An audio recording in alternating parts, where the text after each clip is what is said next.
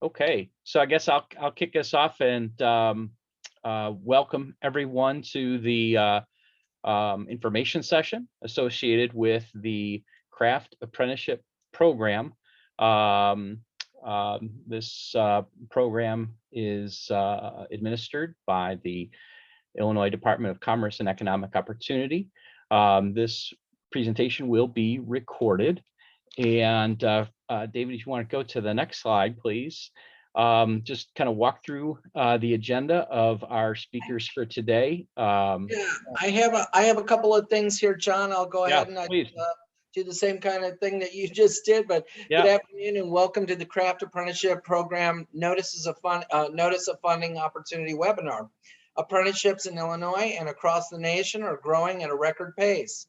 We're excited for all the new expansion opportunities and funding provided at the national, state, and both regional and local levels. This webinar will be recorded and posted to the website for future reference. Let me take a few minutes for a few housekeeping items. We will provide an opportunity for questions during the presentation. Again, it is being recorded, but it is important to remember that the notice of funding is your primary resource. All follow-up questions will need to be posted to the FAQ section so we can maintain consistent messaging and ensure everyone has the opportunity to see the questions and the responses. Please remember to mute your phone so we can all hear the presentation. I am Patrick Campbell, with the Office of Employment and Training Program Development Division Manager for the Department of Commerce and Economic Opportunity. Now I'll let each presenter introduce themselves, starting with Katie Stonewater. Hi, everybody. My name is Katie Stonewater. I'm a Senior Policy Advisor for Energy here at DCEO. Thanks for being here today and happy to have this discussion. And good afternoon again, John Barr with the DCEO Office of Employment and Training. Kim Kuchenbrod, are you on?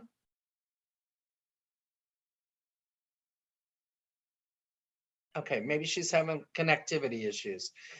The next slide is the agenda. Kind of itemizes what each of us will be addressing and going through.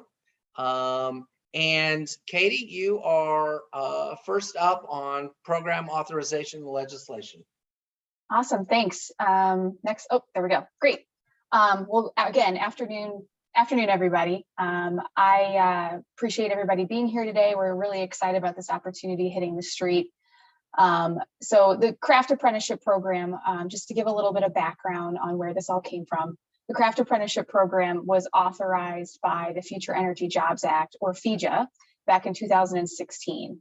FEJA created 3 job training programs in total listed here to train for careers in energy efficiency and solar industries as Illinois' renewable energy industry grew with investments made by FEJA. The programs were previously operated by ComEd, the electric utility serving Northern Illinois, but were transferred to DCEO through the Climate and Equitable Jobs Act, which was signed into law in September of last year. CEJA was comprehensive energy legislation that put the state on a path to 100% clean energy by 2050, invested in electric vehicle rebates for customers, and in addition to the workforce programs we'll talk about today, created a robust clean energy workforce system with other workforce programs to train for the jobs that were created by CEJA. Next slide, please. So the objective of this NOFO, also stated here, is to identify the organization that will be able to operate a statewide craft apprenticeship program that will support registered apprenticeship programs in the electric industry that can be related to solar installation. Overall, the goal of this program is to provide apprenticeship training opportunities for participants interested in solar industry positions, specifically meant to attract participation from diverse, low-income, or economically disadvantaged populations. These programs will help to bolster a diverse workforce in the clean energy industry and ensure that those individuals who have historically been disadvantaged are trained for these jobs.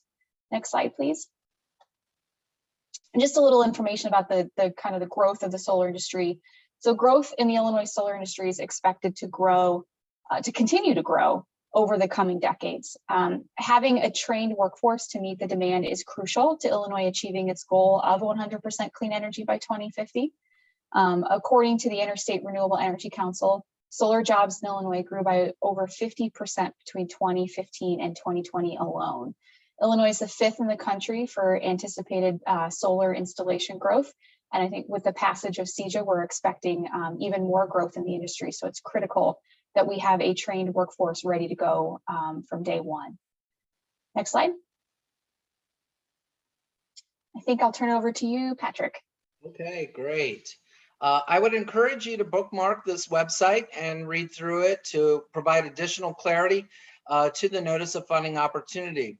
Please note that we have descriptions of the background, program design, and elements, along with the notice of funding opportunity materials and resources. An important feature is the FAQ, which is in the bottom right-hand corner. And that's where we will collect all of the questions submitted and respond to them. I would encourage you to review the FAQs and responses prior to submitting your questions because it may have already been responded to in the FAQ and you may already have your answer right there. In some cases, we may refer to previously answered questions when you're asking your FAQ. When we answer those, because we have already answered those in a different section, but we'll identify that for you. Next slide, please. Oops. Okay.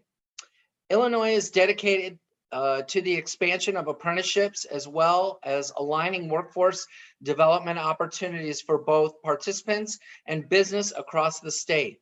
Illinois also has an established Illinois Workforce Innovation Board, Apprenticeship Illinois Committee to guide all of the expansion efforts and apprenticeship programs in general. The goal of this notice of funding opportunity is to provide apprenticeship and workforce opportunities for candidates interested in solar industry positions, including diverse, low income, and economically disadvantaged populations. The department seeks proposals that meet the specifications outlined in this notice of funding opportunity to develop career pathways, provide training, and establish apprenticeships in the electric industry, including but not limited to the solar industry in Illinois. The selected grantee will have the capability to administer a statewide program that may include the coordination of project activities with regional and statewide partners. The goal of this notice of funding opportunity is to identify a grantee to coordinate statewide job training activities in accredited or otherwise recognized apprenticeship programs that will develop and support career pathways in the electric and/or solar industry, including but not limited to those enabled by FIJA and CEJA. Provide training on the requisite knowledge, skills, experience, and competencies to design, install, inspect, and/or service electric and/or solar equipment and/or systems. Provide apprenticeship participants with the foundation knowledge necessary for a career within the electric industry, including but not limited to the solar industry, and provide diverse low-income or economically disadvantaged populations with additional craft apprenticeship opportunities.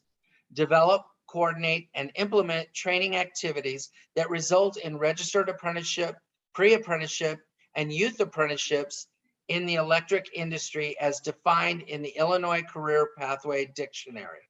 Next slide, please.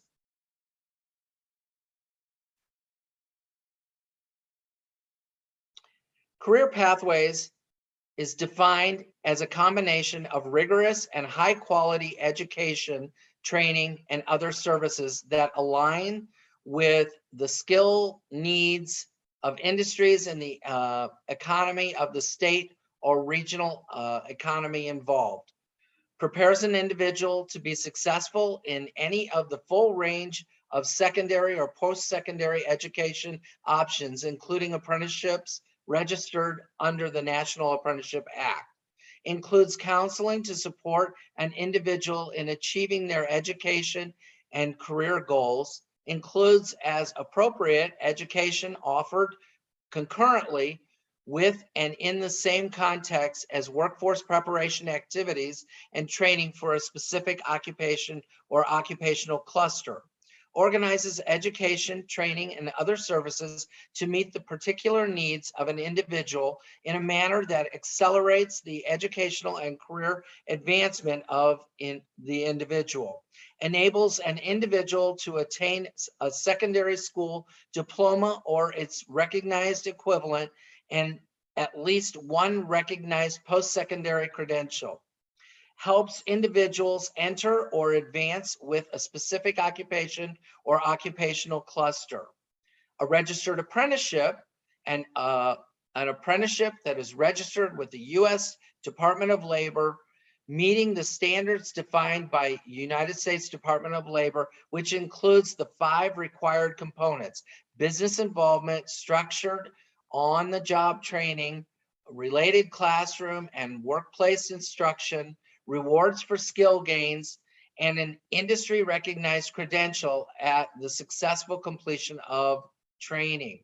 Pre-apprenticeship is a program that has a documented partnership with an employer and is designed to prepare individuals to enter and succeed in a registered apprenticeship or apprenticeship, which includes all of the following: training and curriculum that aligns with the skill needs of employers in the economy of the state or region, and that has been designed to prepare participants to meet the minimum entry level requirements of the apprenticeship. Access to educational and career counseling and other supportive services as needed by the participants. Hands-on meaningful learning activities that are connected to education and training activities such as career exploration and career development experiences, and that reinforces foundational professional skills, including at a minimum those outlined in the essential employability skill framework. Upon successful completion of the program, participants are supported to apply for actual registered apprenticeships. Youth apprenticeship is a program for youth ages 16 to 24 currently enrolled in secondary education or pursuing a high school equivalency, including those with disabilities that include a minimum of the following: 450 hours of paid on-the-job training under the supervision of a mentor, at least 2 semesters of related instruction that ideally counts towards a high school and or post-secondary credential, but minimally lead to an industry credential. Ongoing and a final assessment measuring success in mastering skill standards. Career exploration, where participants learn about several positions within the employer and or field. And wraparound supports, case management and counseling, and holistic upskilling like technical skills and soft skills. Upon successful completion of the program, participants are supported to apply for one or more of the following entry-level employment: admission to a registered apprenticeship or admission to other articulated post-secondary education options, including 2 to 4 year programs, or entry into a pre-apprenticeship program to be developed into in partnership with the United States Department of Labor Registered Apprenticeship Program. Next slide, please.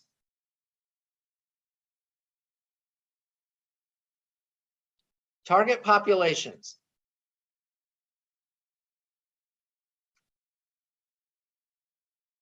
To align with CJA priority of ensuring equitable statewide access to quality job training, jobs, and economic opportunities across the clean energy sector, applicants should prioritize serving individuals who face barriers to employment, such as low educational attainment, low levels of literacy, language barriers, etc. Persons with prior involvement with the criminal legal system, graduates of or currently enrolled in foster care system, individuals from environmental justice communities, displaced energy workers, as defined in Public Act 102-662. Public Act 102-662 defines a displaced energy worker as an energy worker who has lost employment or is anticipated by the department to lose employment within the next 5 years due to the reduced operation or closure of a fossil fuel power plant, nuclear power plant, or coal mine. I also want to touch on targeted industries. The department is seeking a grantee to coordinate a state program that will provide individuals with training and employment opportunities in the electric industry that may, but not need, be related to the solar industry. Next slide, please. Diversity, Equity, and Inclusion Plan. Governor Pritzker, the Illinois Workforce Innovation Board, and the state workforce partners are committed to increasing equity in the workforce. A fundamental goal of this notice of funding opportunity is to increase opportunities for targeted populations that are underrepresented in registered apprenticeship occupations in Illinois. Projects funded under this notice of funding opportunity must include strategies to address equity, including changes in recruitment practices, intentional and inclusive marketing, including using images of women and people of color, addressing discrimination within programs and at workplaces, and offering supports that boost retention and completion, such as childcare, transportation, and career counseling. Applicants are required to address diversity, equity, and inclusion in the proposal application and articulate why and how this can be cost efficient and an effective solution for both the employer and the community. Next slide, please.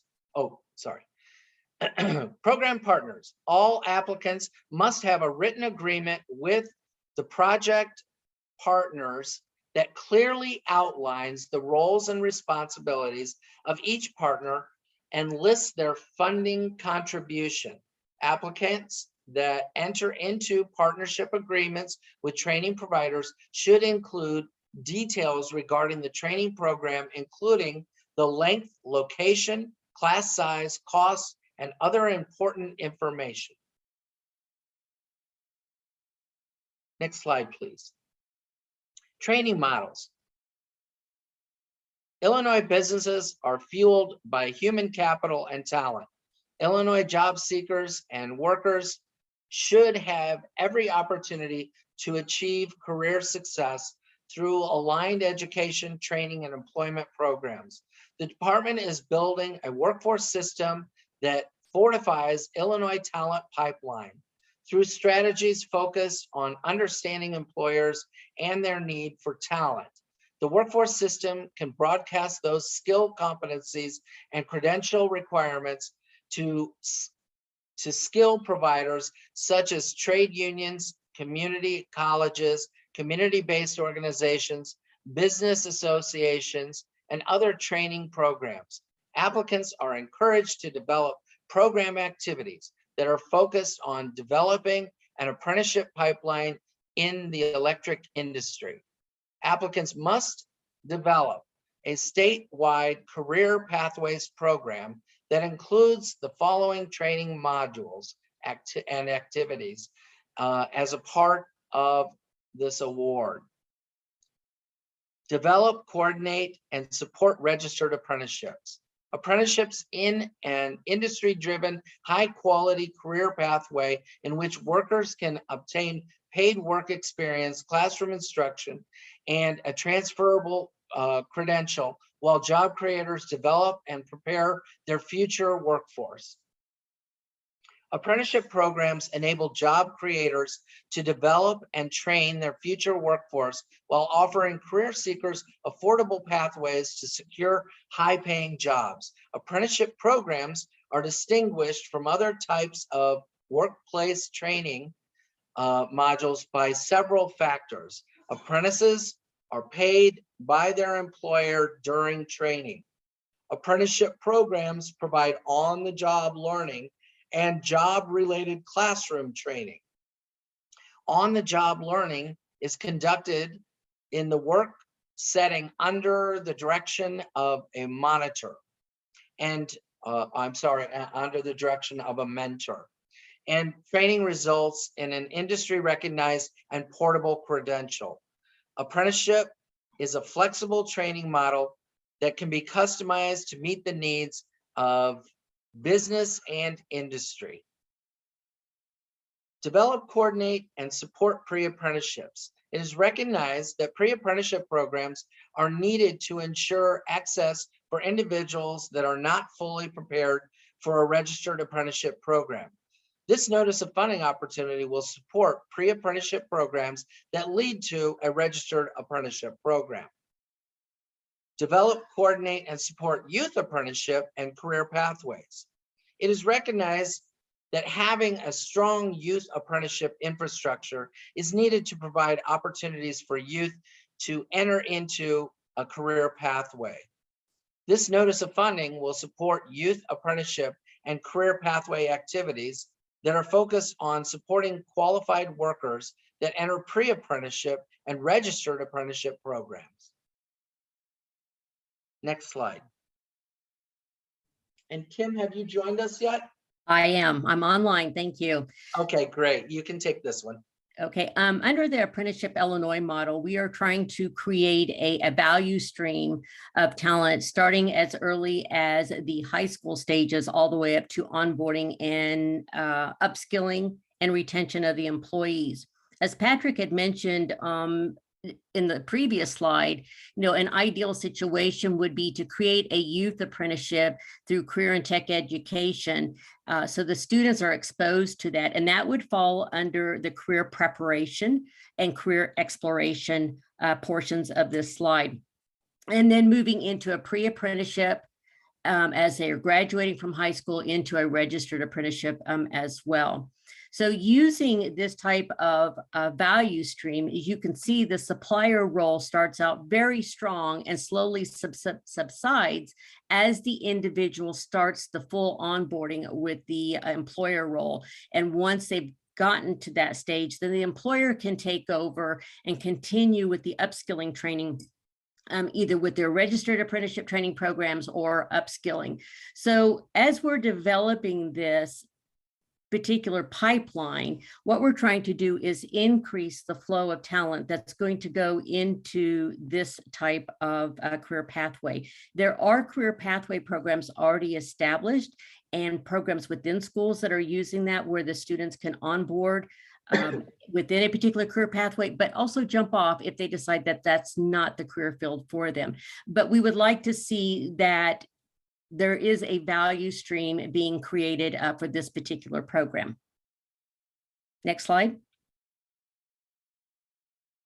So one of the things, it's very similar to the slide that I just showed you, but we're basically trying to take a rigorous, high quality education and training program and align it across the board, both vertically and horizontally, with the secondary education, the adult partners, the workforce training, and you can see all the partners that are there. So again, if you look at it from the left side moving forward, through their career awareness, we can start with the career awareness activities, even down into the middle school, by having the business partnerships that Patrick had talked about earlier, getting them engaged to share the knowledge in regards to this particular career field. And they can do that by classroom speakers, participating in career fairs and so forth, and then starting that career exploration with students who are interested in this particular career pathway.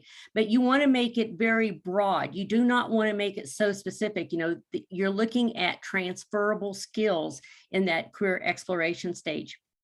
And then you're starting to go into the team-based challenges where the students can participate in different events. An example of that would be maybe Skills USA, the Illinois chapter, and the students are going in and competing in this particular career field so that they can understand and get a flavor of what it's like to be in this work environment. And of course, then we have the apprenticeship training programs where they're gaining that career experiences, whether it be the pre or the youth into the registered apprenticeship program. So as the student or the individual is going through this training, you can see the intensity is increasing with employer engagement. Next slide. Patrick, I'll let you take it over.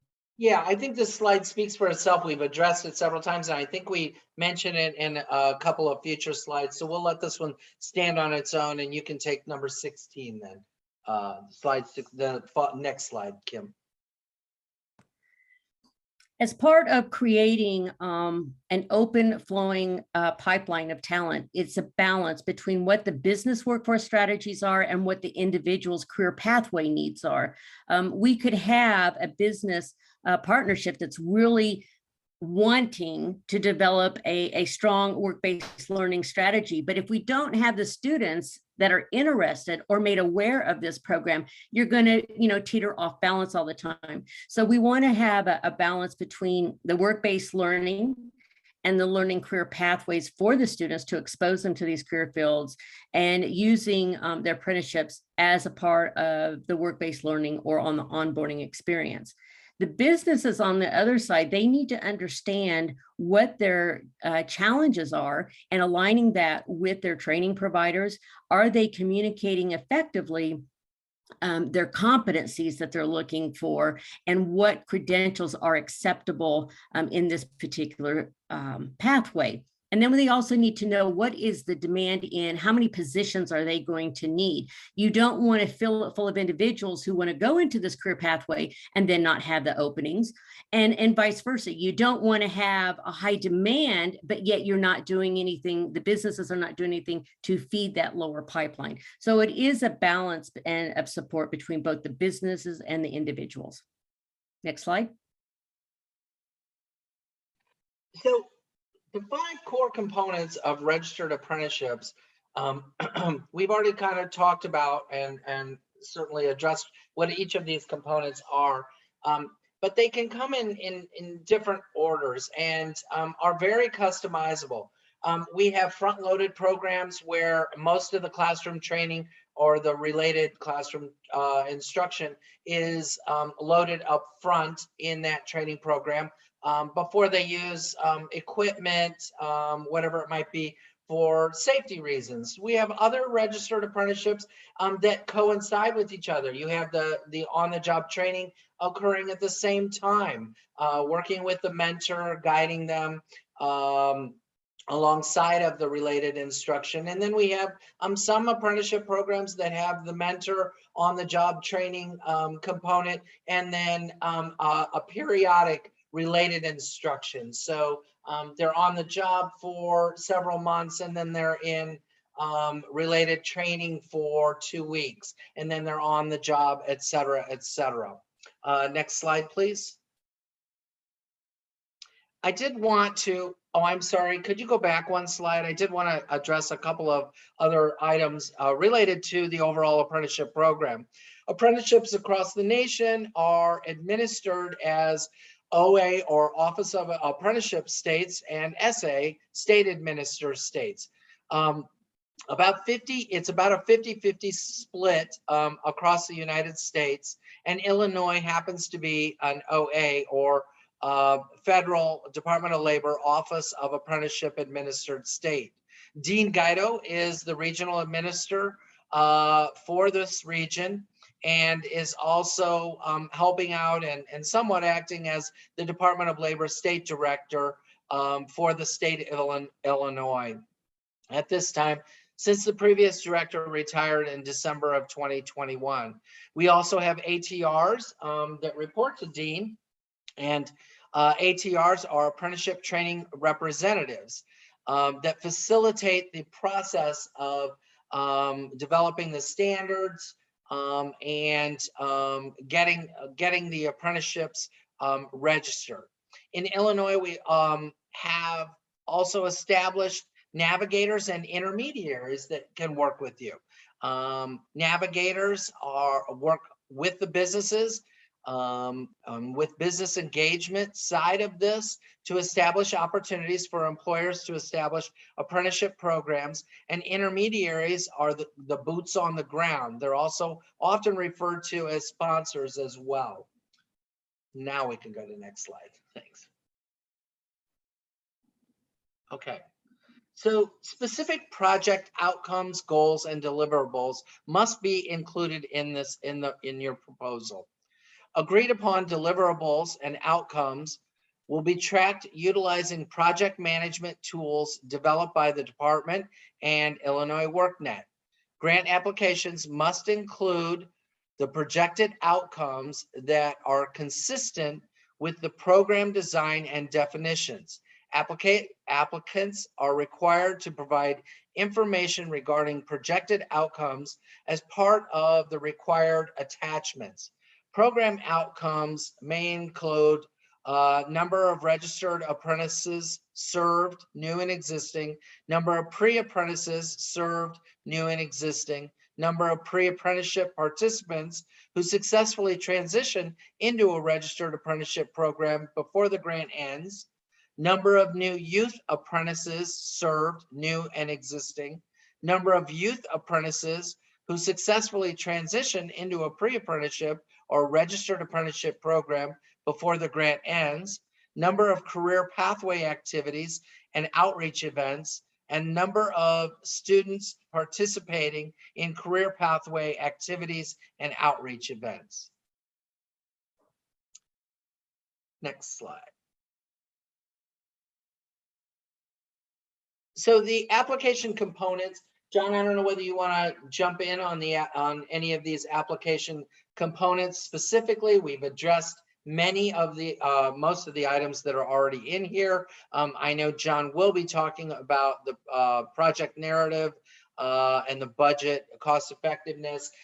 We also will be addressing that in a couple of the future slides. But John, if you have something else you wanted to add to this? No, I think what I would say generally speaking is that the information that is requested in the response is pretty extensive. But the key piece to take away is that the project narrative is really, you know, the bulk of your technical proposal. The other items are certainly important, especially the budget, but there are a number of required forms and other technical requirements that you know, are required by the state GATA, and we'll talk about that in a little bit. But I would advise all applicants to really consider spending some quality time on the project narrative and the project budget as the areas of emphasis. Next slide. So this slide pretty much speaks for itself, but one thing I would recommend is these are due on May 19th at 5 p.m. And you're entering them into, or you're submitting them via electronic form to the site that is identified there. Please, you know, we say this every time for almost every notice of funding opportunity. People wait until the last minute to submit these. They encounter technical difficulties, online, their system goes down, or they can't, for whatever reason. If you know, you need to remember, it has to be those applications you know, are subject to denial if they are submitted at 501. And by submitting them through this electronic system, it does track the time. So it's very, very important that you get this in. And I would recommend that if you've got it completed, submit it the day before. If there's any problem with it, then you have an opportunity to correct that issue and ensure that it's been, you know, submitted timely. Yeah. And Patrick, I just one technical word on that. You know, the submission is utilizing, you know, a smart sheet. I don't know if I think it's a Microsoft or a Google product. You know, applications submitted after 5 won't be considered. That's just something that is we've seen in other reviews. And so, as Patrick said, it's timestamped. So you are able to, and we do request that you submit the entire application, including any of the required forms and attachments. There is a location where you can upload those documents to the smart sheet form. Great. Thank you, John. Next slide, please. Okay, so the applicant organization and capacity. You need to provide information about the applicant's size, structure, and length of time in existence.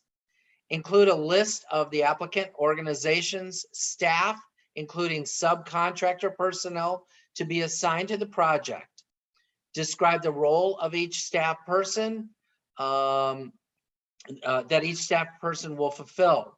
Indicate the number of hours each staff will be assigned to the project. Applicants must provide resumes for project staff. Indicate at a minimum their positions and total years in the organization, education, and relevant work experience.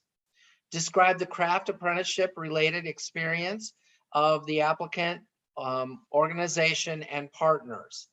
If any of the work is to be subcontracted, provide the names of and describe the relevant experience of the subcontractor. Describe any projects recently completed or underway that required skills and experience similar to those required for this proposed project, including a brief summary of the project and the outcomes, and also include references and contact information of the project's sponsor. Documentation of need. If applicable, describe how the work of this project will result in creating apprenticeships in the area where apprenticeship, pre-apprenticeship, and youth apprenticeship opportunities are not widely available. Describe the specific equity-focused strategies that are in place or will be developed that will advance practices, project approaches, including recruitment, partnerships, and pre-apprenticeship models and training models to ensure more opportunities in apprenticeships for underserved populations. Describe how the applicant will reach diverse populations and strategies for recruitment and inclusion of diverse, low-income, or economically disadvantaged and other targeted populations as set forth in the Notice of Funding Opportunity. Describe your connection and experience serving the population, otherwise known as program participants, targeted in this proposal. Describe the marketing and recruitment plans for potential apprentices. Describe the outreach partner organizations you plan to work with. Describe the plans for support, coaching, and retention services for apprentices, pre-apprentices, and youth apprentices. Provide any additional contextual details that will strengthen the reviewer's understanding of the identified issues, problems, needs, and expansion opportunities.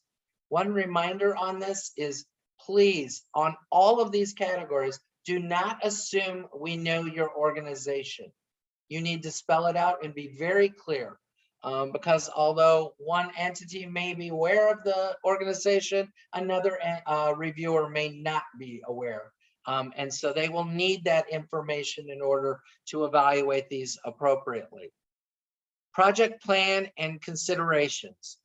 The program shall be an accredited or otherwise recognized apprenticeship program over a period not to exceed 4 years, starting on 7/1/2021. Is that correct, John? Or did I put a wrong date in there? Tell me the date again. 7/1/2021. Yes, that is. So what we will allow prior incurred costs. We anticipate the grant term will be probably June 1st of 2022 for 2 years, and then we'll allow a 13-month extension based on the performance of the award. The FIJA term allows for this to go through June 30th of 2025. Great, thank you. I just want to make sure I had that correct date there. Yeah. So the accredited or otherwise recognized apprenticeship programs for particular crafts, trades, or skills in the electric industry that may but need not be related to solar installation.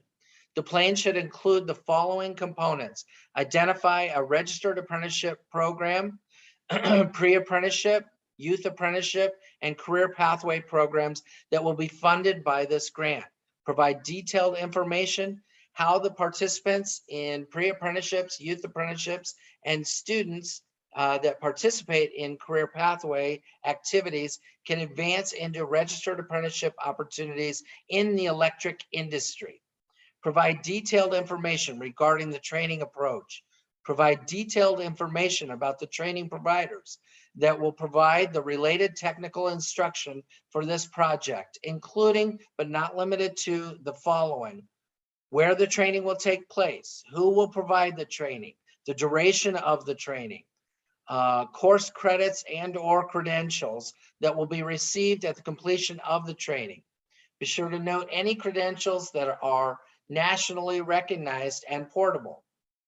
Detailed information about the work-based learning activities, work experience, on the job, those are all under the work-based learning that will be provided for this project, including but not limited to the program plans to provide practical hands-on experience, how the participants' occupational skills will be tracked and evaluated, and detailed outline of the training program and schedule of work processes.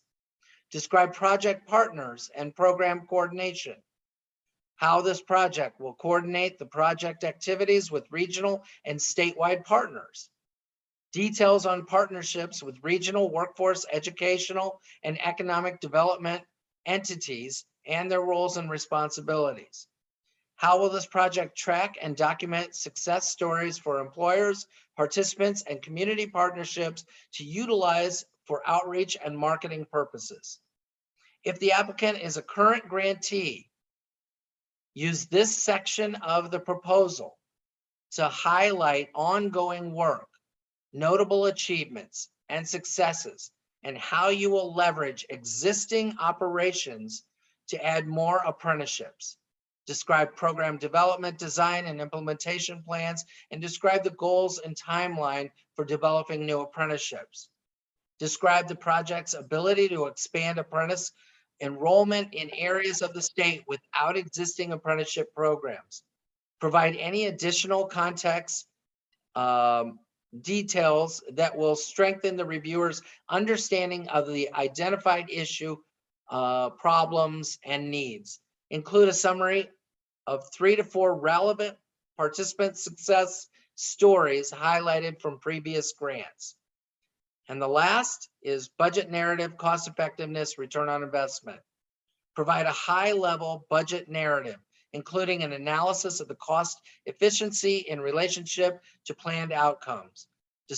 Describe any leveraged and matching funds from workforce partners and participating businesses. This is related back to where we were talking about leveraging funds, how we encourage the alignment of workforce strategies as one of our primary components for workforce development in the state of Illinois. Describe how this project will be scaled regionally and statewide. Okay, next slide, please. It's anticipated the department will make one award under this notice of funding opportunity for up to $3 million. It's anticipated that this award will be made before June 30th of 2020 in the grant term performance period John just talked about. Next slide, please, is questions and answers.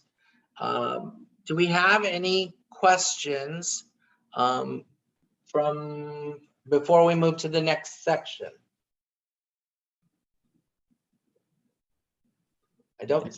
And David, I don't know if you want to if you want to go ahead and unmute everybody, if that's possible. Happy to answer any questions that anyone might have in the chat, or I don't know if we can get the technology to work to unmute everyone. Yeah, absolutely. So everyone has the ability to unmute themselves. I'm not sure if I can do a mass. Okay. But, yes, you do have the ability to unmute and ask questions now. Okay, great. Thanks. And we appreciate that we have thrown a lot of information in the program design at you, and we have more to come. Hello, Patrick. Yes. Tony Janowski from the Mid-America Carpenters. How are you today? Good, good. How are you? Hey, I apologize. We got on a little late, but will this presentation be available on the website? Yes, sir. It is recorded and it'll be on the website and it'll be under resources. Okay, So thank you. we'll have all of these, any FAQs that come in, please review the FAQs because we may have already answered your question.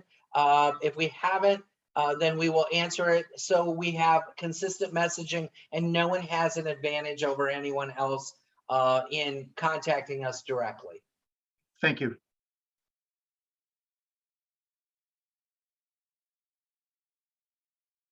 Okay. If no other questions, then John, the floor is yours, and I hope I didn't move into your time too much. No worries at all. And hello again, everyone. So I want to just take a minute to. This is a good pause point in the presentation because the remaining half of the slides are going to be focused on the technical grant requirements under the Grant Accountability and Transparency Act. So I know in seeing a number of the folks who are on the webinar today that you may have some experience with grants with the state of Illinois, and that's great. We also know there may be many newcomers. So this presentation is really more of a grants 101 to go through some of the very technical nuts and bolts that are actually applicable to many, if not all, of the state of Illinois grants. So don't feel like we would be offended if you need to hop off or refer back to this section because we understand the length of the webinar. But with all that being said, I'm going to spend about 45 minutes or so and walk through the technical grant requirements. And as Patrick mentioned, all of this information is included on the NOFO or the grant application website, and refer back to that slide with that location. So on the next slide, just kind of walks through the grant life cycle. There's a pre-award, award, and post-award phase. We're going to be focusing today on the pre-award, kind of the application and the review process and some of the regulations and requirements that the Department of Commerce follows as part of the administration of state grants. The next slide talks about the Grant Accountability and Transparency Act. It was a state initiative to standardize the rules of engagement around grants within the state. and it adopted the federal grant regulations. And so many of the formal requirements that will increase accountability and increase transparency were pushed down to all of the state programs. And this is about the fifth or sixth year that these requirements have been in place. And so just would point out that this Craft Apprenticeship program will follow all of the requirements of the Grant Accountability Transparency Act, or GATA, as you may hear it commonly referred to. Next slide, please. A number of standard conditions apply to this program. You are required, you as an applicant, in submitting your application, you have to go through a registration process. The state of Illinois needs to understand that the entity that is applying for funds is qualified to do business and is able to receive a grant. So we will conduct a number of assessments of your organization. The first being your qualifications. So understanding what type of entity, and are you registered with the Secretary of State if that is applicable as a nonprofit. We will ask for a administrative risk assessment to take a look at your internal financial and administrative procedures to make sure that you're able to manage the grant and the funds. We'll look at your capacity as your staff and your ability to complete the project tasks and deliver on the outcome. And then, of course, we'll want to make sure that there's no conflict of interest, right? And so we ask that any real or perceived conflicts of interest be identified up front, because we know that if there's a question, we want to make sure that it's documented, and we have folks that review all of the factors to make sure that we're acting in the best interest of the state and the funds that we are administering. Next slide, please. So along with those kind of standard grant registration and assessments, the state will allow for indirect and administrative costs. The uniform guidance, which is the regulations that oversee or that GATA is related to, outlined a new method of collecting or allowing for costs to support the administration of grants. There is a whole process in which grantees can select what indirect cost rate grantees will follow. There are a number of different resources around indirect costs and selecting indirect costs rates. And we can point you to, and actually we'll link those resources on the grant webpage. Next slide, please. As far as grantee registration, as I mentioned, one of the first steps is that all grantees, or applicants, I should say, all applicants have to be registered with the state of Illinois using an illinois.gov authentication. You follow the link that is listed here and follow the process of completing the registration. It is an automated system, and I would recommend strongly that you have your fiscal department, or maybe you have a CFO or an executive director that takes care of the kind of the fiscal and administrative items. I would recommend that you have that staff complete this process, because there are a number of important automated emails that will come back as a part of this registration. And there's also requirements to be for your organization to complete on an annual basis as well. Next slide, please. Other items that will be checked on this registration portal will include validating your organization's unique identity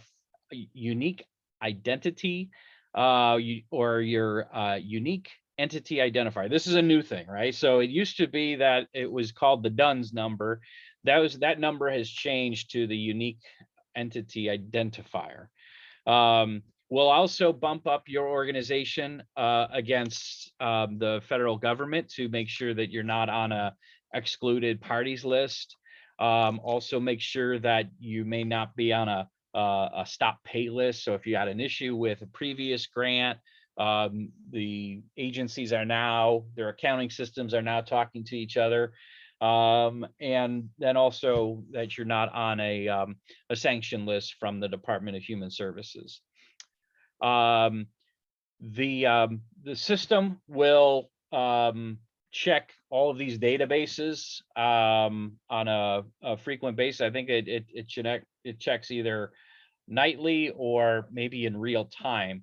So actually, no, it says right there nightly. So the key here is that if you are a brand new entity and have never had a grant with the state or haven't had a grant with the state in quite some time, the key is to make sure that you go into this grant portal and get yourself pre-qualified, okay? It is a condition of your application. If you are not pre-qualified, in other words, you're not registered with the state, your application will not be accepted, okay? So it's critical that you get pre-qualified. Next slide, please. As I mentioned, again, it's key to have that person who completes this process be someone who knows what all of this means, right? And if you need technical assistance, we are available. You can post. I know that the GATA folks will provide technical assistance. If you run into major problems, we can also point you in the right direction.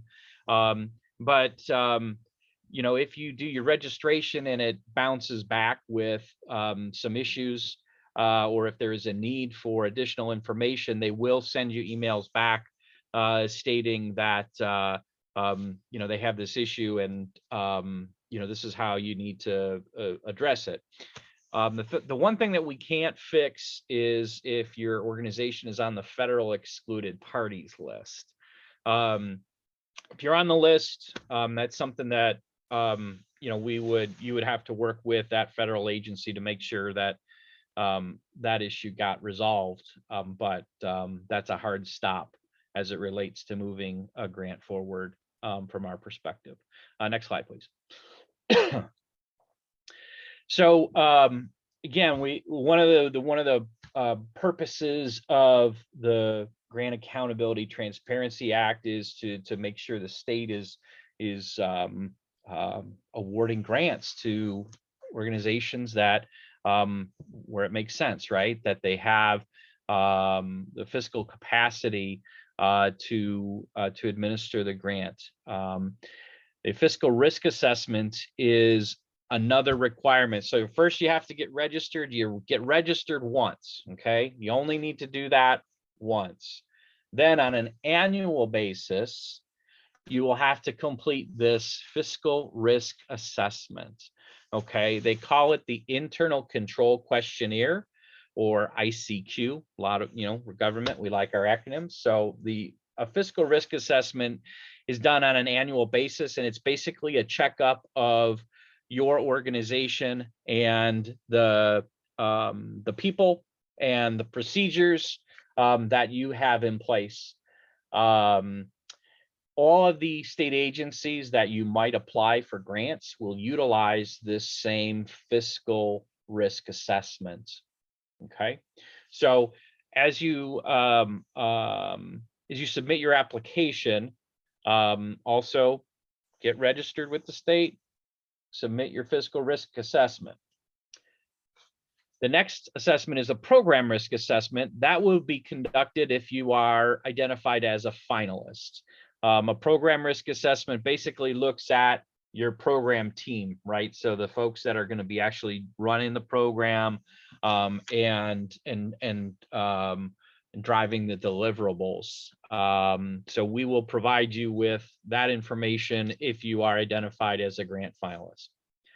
The risk profiles will determine some of the grant conditions. So we look at, just because you may have issues that are identified in the fiscal risk assessment or even the program risk assessment, we could be able to move forward with a grant, right? But the state is required to make sure that we put some factors to control the risk. So a couple of examples, right? So let's say that you have you're a brand new grantee and you don't have as many formal fiscal policies and procedures, right? So one of the conditions of the award might be that we would require you to develop those policies and procedures and follow those, right? So again, just because there's an issue doesn't mean that we wouldn't be able to work with you to address those and move the project forward. It's all, again, just looking at risk and trying to minimize the risk and making the project a good investment for the state. Next slide, please. As I mentioned, the indirect cost rate, there is a whole process to go through. As it relates to indirect costs, grantees have the option of utilizing their federally negotiated indirect cost rate. They could negotiate an indirect cost rate with the state. They could elect to use a 10%, what's called a 10% de minimis rate, or they could elect not to utilize indirect costs. So again, indirect is a somewhat complicated component of the budget, and we've got some other resources that we can point you to. There's actually a whole other session that we could point you to go over kind of factoring your indirect cost rate. Most organizations that don't have grants with the state or the federal government utilize that 10% de minimis rate. And within the budget forms, there are some worksheets to help you categorize your costs and to assist you in calculating those costs. I want to tell you that as it relates to the review and evaluation of your budget, you won't be penalized for miscalculating like an indirect cost as part of your budget. We really look at the substance, and we are not looking to disqualify projects or to penalize projects because of technical errors, right? We have certain technical requirements that are kind of those showstoppers, and those being obviously that you're registered, that you got your risk assessments completed.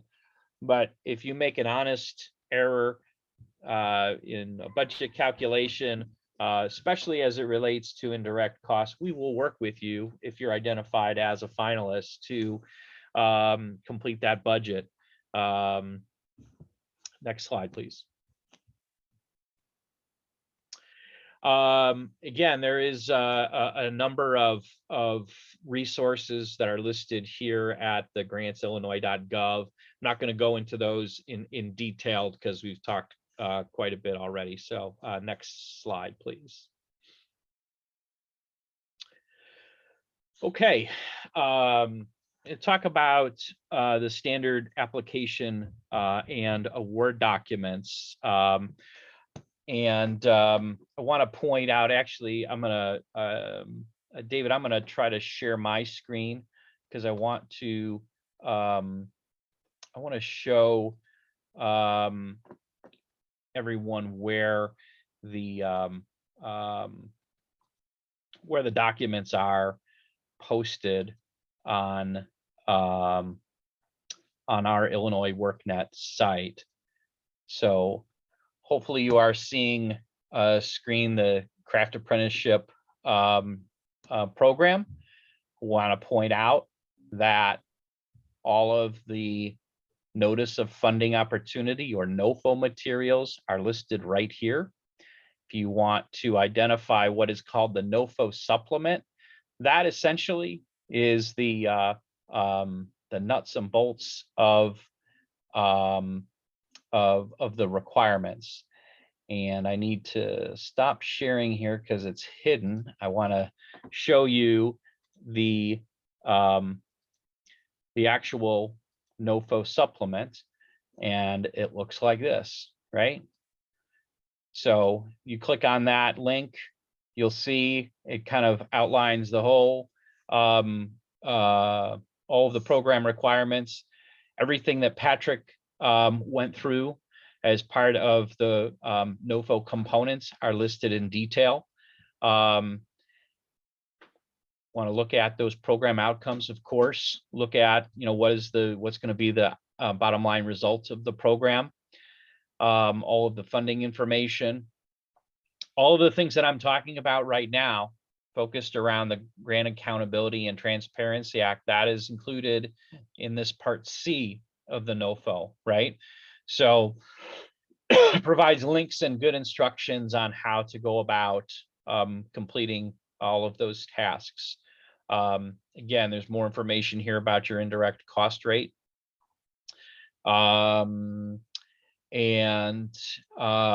Section D is where we walk through what is required in the application, right? There's a number of different forms.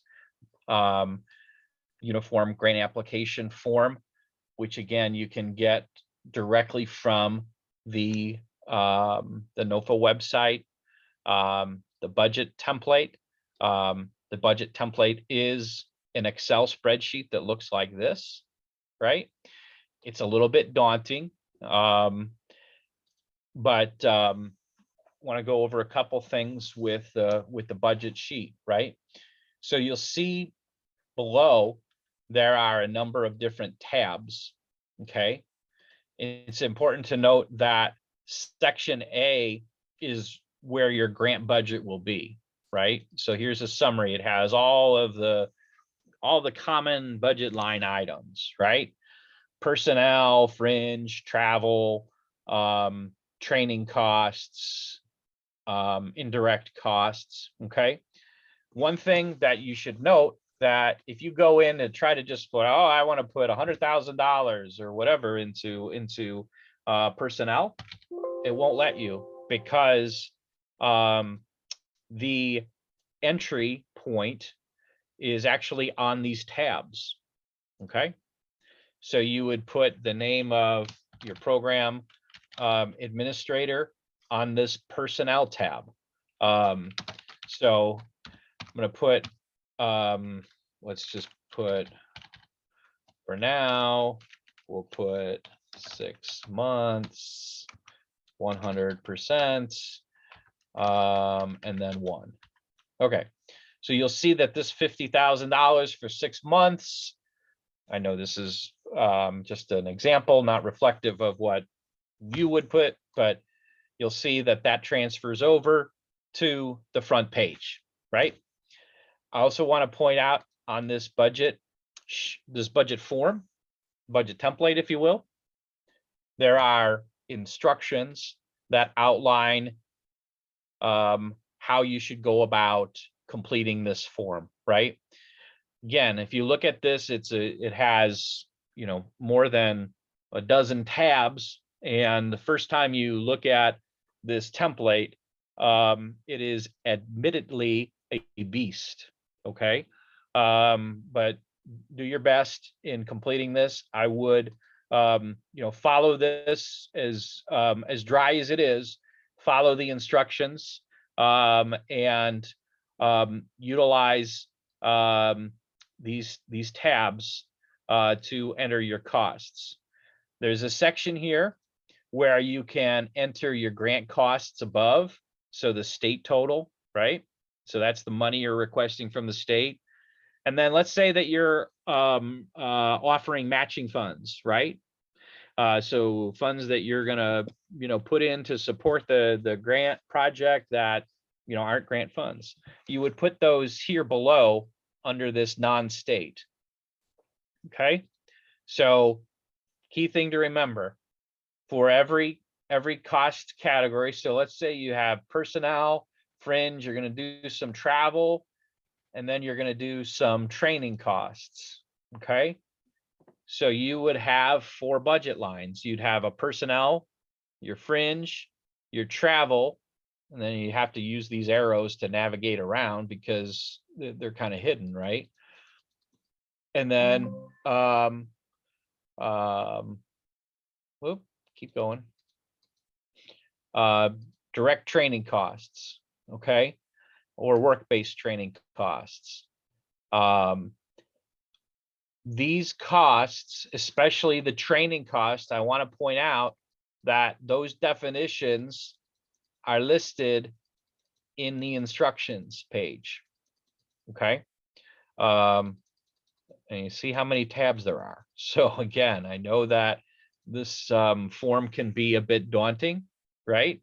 But if you scroll all the way down, you will see that each one of these budget line items has a definition. And if you have any questions, please, let us know and we'll respond in the FAQ. Our goal here is not to make this, not to penalize anyone, but we are required by the GATA law to utilize this standardized template. And we understand that it can be challenging. So just to emphasize what is required in this budget again, right? So let's just say that you have those personnel, fringe, travel, and then training costs. So you would go to personnel, you would type in all of the staff, and if you need to add in or insert another budget line or another line, if you have more than the 4 lines that are included, you can do that. So you put your grant request.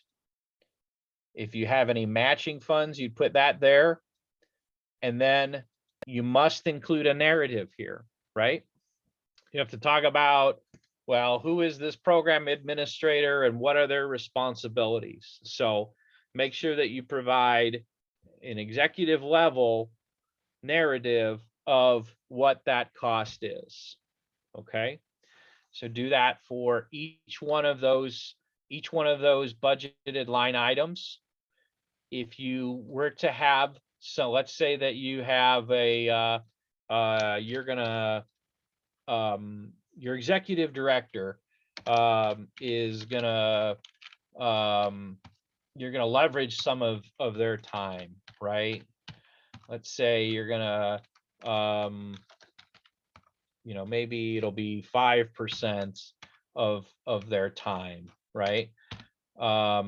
So that $5,000 you would put in the narrative below on the match, right? You'd have to say our executive director will match 5% of their time. We're not going to charge the grant, but there's going to be some effort there, right?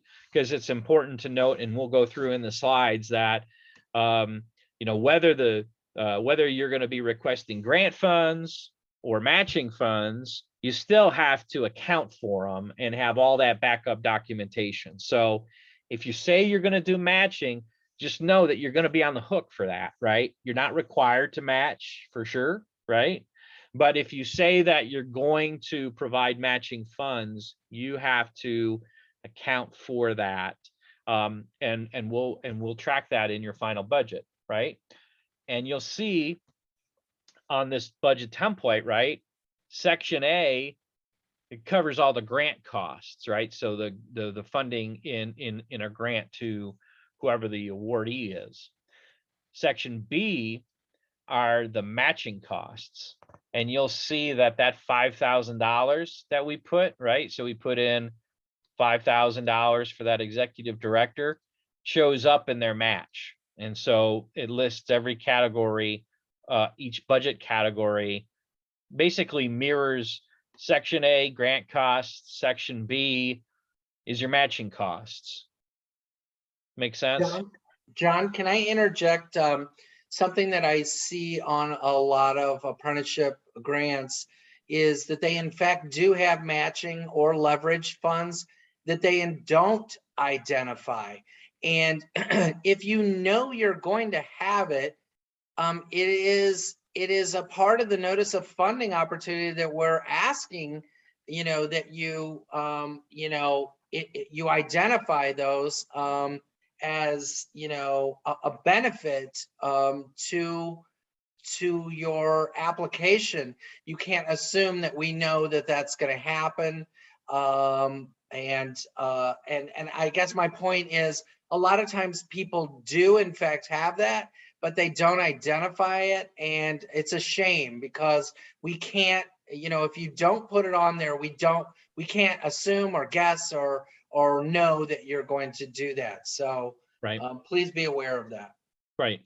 And I would point out, is noted in the presentation and in the NOFO that, your inclusion of matching costs would, make your proposal stronger as it relates to the competitive review in that budget criteria, in the budget review. A couple of other things of note, especially for those who haven't utilized this template before. Key tabs, right? So the instruction tab, Section A, those are your grant costs. Section B are your matching costs.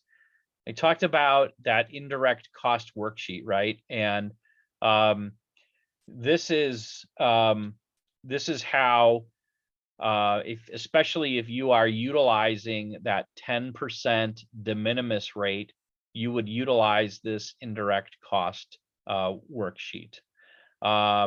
If you have a federal rate, you would change that rate up here. Let's say that your organization had a 13% rate. You would change that rate here, okay? So you're able to enter information here, and at the end of this, it will give you your indirect base and the rate. Another tab here is called the indirect cost rate information tab. So I mentioned that you as an organization are required to declare what type of indirect cost rate you will be utilizing for this grant. Again, you've got a choice of your federal, right? So number 1 is federal. Number 2 is a state of Illinois rate. Number 3 is actually there's 2A and 2B. 2A is we already have a state rate and we're going to use it. 2B is, well, we don't have a state rate, but we're going to request one. Third is if you want to just use the kind of that standard 10% de minimis rate. The fourth is like a restricted rate that is fairly uncommon. And then the fifth is if you don't want to have your indirect costs reimbursed, if you are able to directly identify what your administrative costs are, we could work with you to include that as part of the grant. The last tab that I want to point out on the budget form is this certification page. Okay, so this is the page where we are requesting that your organization if you have a CFO or equivalent to sign off, as well as an executive director or equivalent to sign off, just verifying that there has been a review of your submission. As you submit your budget, this budget template, we will accept the Excel the Excel workbook. Okay, so you can submit the Excel workbook as your attachment, but if you need signatures on this certification and you want to just include that as like a PDF, that's fine. If you want to include like electronic signatures on there, that's fine. Okay, I'm going to stop sharing a second and take just a quick break to see if there are any questions on all of that.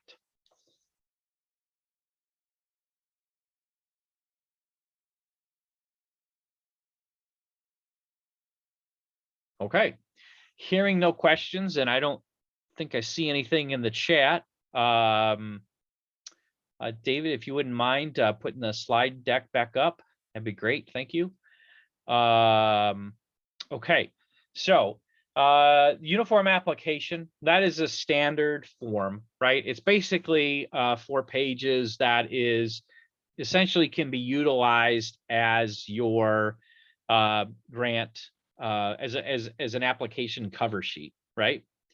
Uniform budget we just went through, and then the notice of state of award, that's your actual grant agreement. And I will, as we wrap up today, just highlight some of the major components of the grant agreement or notice of state award. Next slide, please. All right, so in these next couple of slides here, this is really intended to provide just some general tips to all applicants, and you could really apply this these tips to any application that you might develop. So I'd encourage you to look at these in details as you develop your application. These are kind of separated out by the evaluation criteria, the major evaluation criteria. So the application capacity, just making sure that you do a good job describing you as an organization. As Patrick mentioned, just assume that any of the reviewers don't know who you are and what services you provide and what level of expertise you have. So tell the story. Next slide, please. Documentation of need. So really do that, do a good job, utilize data. There's a couple of different links that we've provided, and that's just scratching the surface, right? You all are, experts on the ground, or many of you are experts on the ground and understand the industry and the communities that you serve. So, again, just tell the story of how your project is going to fill a need, so identify the problem through data and tell the story of how your project is going to solve or address the problem. Next slide, please. Operational plan, again, this is just tell us the who, what, when, why, where, and how, right? So paint that picture of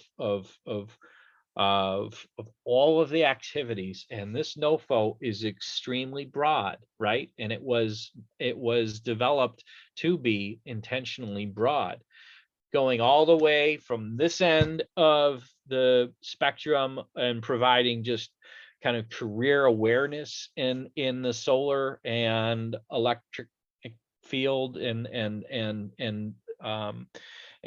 so industry career awareness, all the way to that registered apprenticeship and the placements, the kind of that permanent placement of a registered apprentice in the solar or electric field.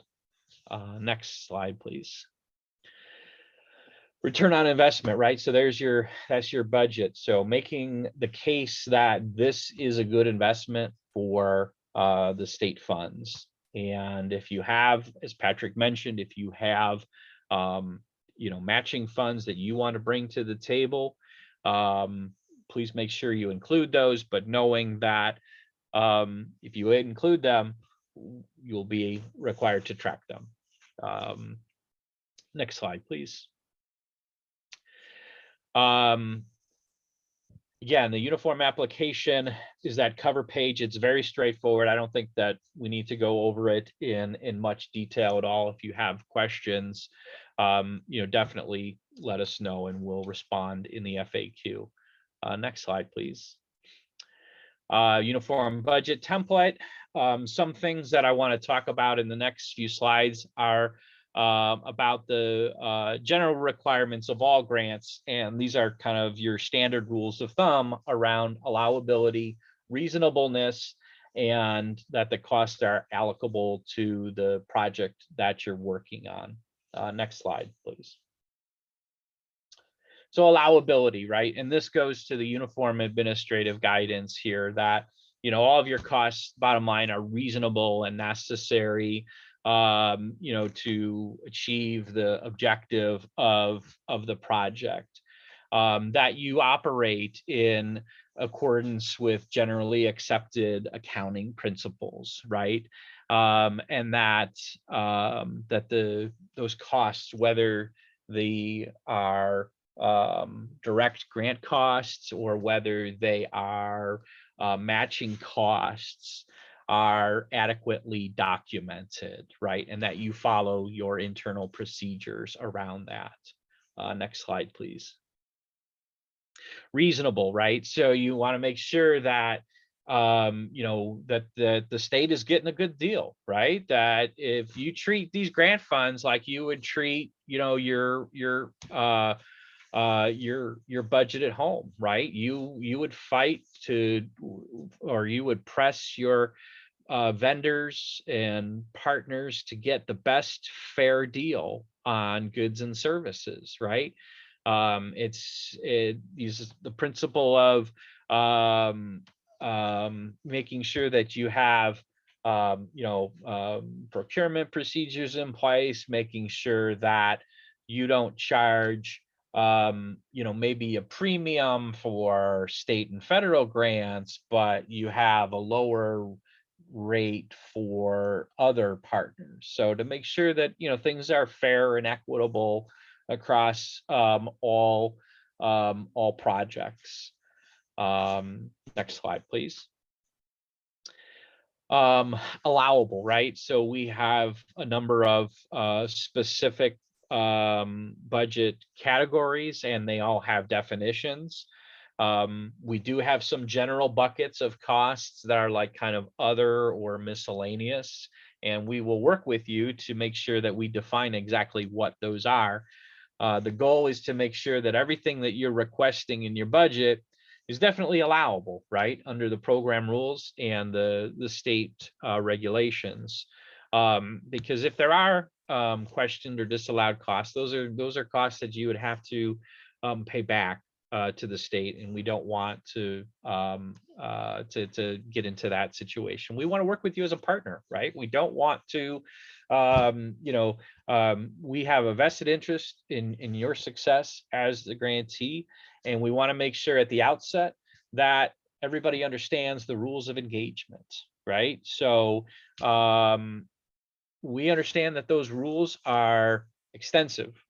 And so we want to be a partner with you to make sure that you have that understanding. And if we need to provide assistance in achieving, an agreement that is acceptable to all and that will achieve the goal, that's what we want to do.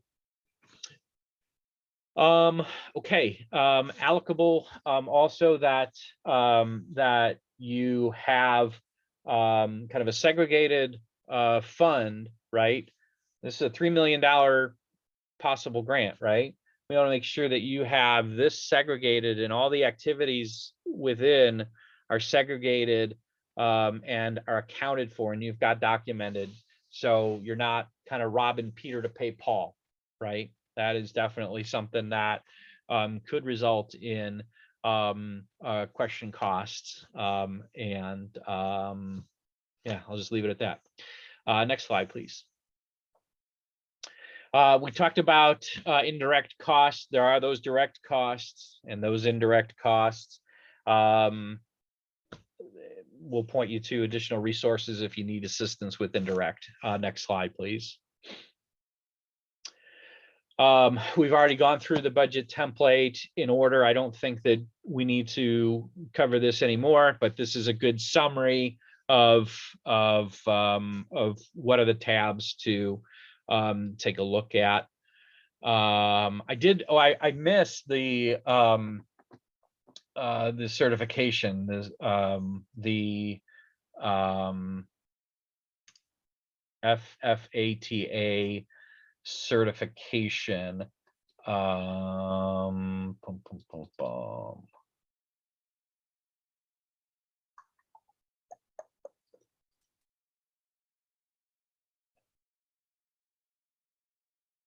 Okay. I think that is on the certification page. So I will, I'll post a note in the chat, or I'm sorry, in the FAQ on that. Again, just another technical requirement, but the certification in the budget should cover what you need there. Next slide, please. Okay. We talked about how all of the budget line items were kind of the standard budget lines. We do have some grant specific lines as it relates to the training, and I would point out that the budget lines, the direct training costs, work-based training, and other program costs, lines 1510, 1520, and 1530 are all grant specific lines, and would point you again to those instructions and those definitions of those lines. And if you have any questions about where costs go, I would again point you to those instructions and the definitions. And if you need additional information, definitely submit questions and we'll post them in the FAQ. Next slide, please. We talked about selecting an indirect cost rate on that ICI tab. Next slide, please. And we also talked about how the matching funds will show up in section B, right? And that those matching funds have that same standard of documentation as all of the grant costs.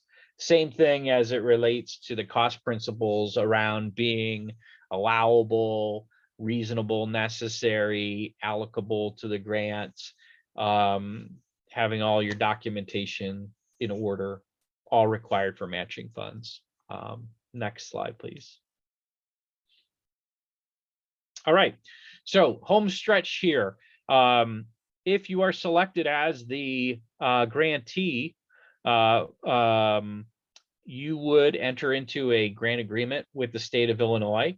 It is about a 40 to 45 page document that includes all of the required elements that are listed here.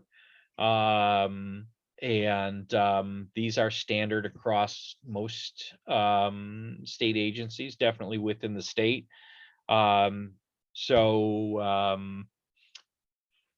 Definitely know that as we work to review applications, we will want to get you and your legal team involved in kind of doing a pre-review of the boilerplate agreements, so you understand what you will be committing to as a grantee.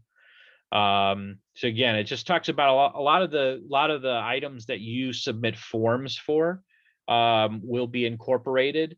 So your scope of work, so your narrative proposal will incorporate that into the grant scope of work. Your budget will get incorporated into the grant by reference. We'll include all the payment terms. We'll include information about allowable costs.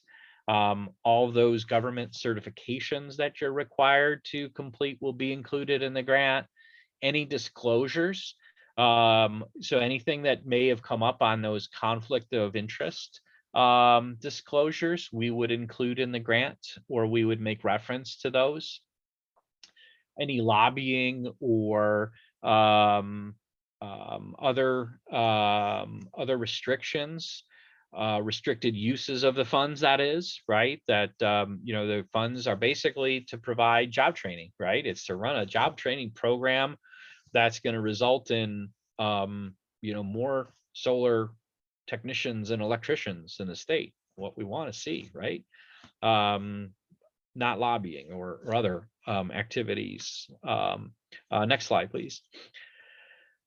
Again, just other standard conditions, keeping records, standard both program records, and when we talk about program records, that will include tracking the individuals that would be served, right? That's included in the grant requirements. We most likely will be utilizing the state's Illinois workNet system to track those individuals that are served with all those different types of activities, right? All the way down from those career exploration activities all the way to the registered apprentices. We want to make sure that we have a way to track the activities and the outcomes for the award. Financial reporting, we require all that supporting documentation, that you keep that for a number of years, even after the grant is over. We require quarterly reports, both on the program and the fiscal side. The grant agreement will talk about how an audit would be required. Also, your standard terms around modifications if we had to terminate or make a change to the award. The award also talks about equipment and property. We have procedures around that, where if you are purchasing equipment, and that's defined as any one piece of property over $5,000 in value, you'd have to get pre-approval for that. We'll talk about your basics, making sure that you have insurance, and all of the other what some could classify as red tape, others would classify as important assurances to make sure that we communicate our expectations from the state level to you as a grant partner of all the things that is required of the award. Next slide, please. Again, a number of the exhibits will get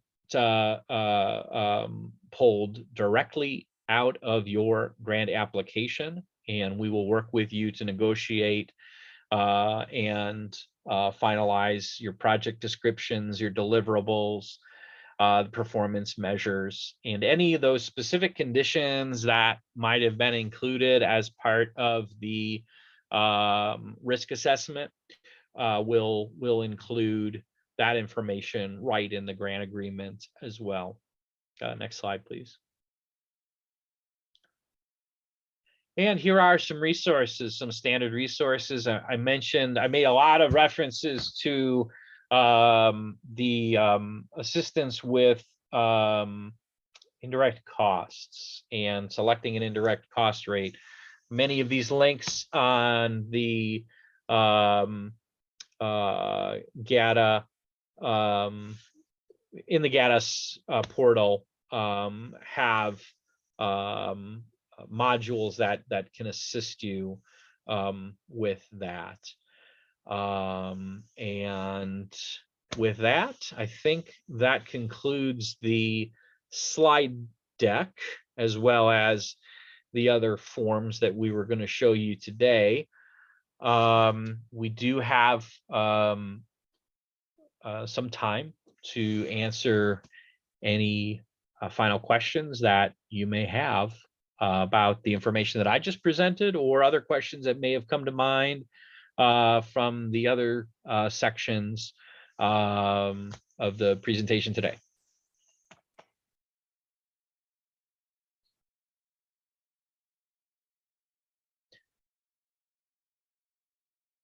All right. Well, Patrick, I'll turn it over to you to wrap us up.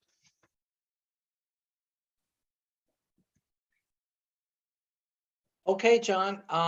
You know, again, I just want to emphasize the FAQ on the bottom right-hand side of the website. Please enter your questions that you may have there. We cannot answer questions directly. The notice of funding has been issued.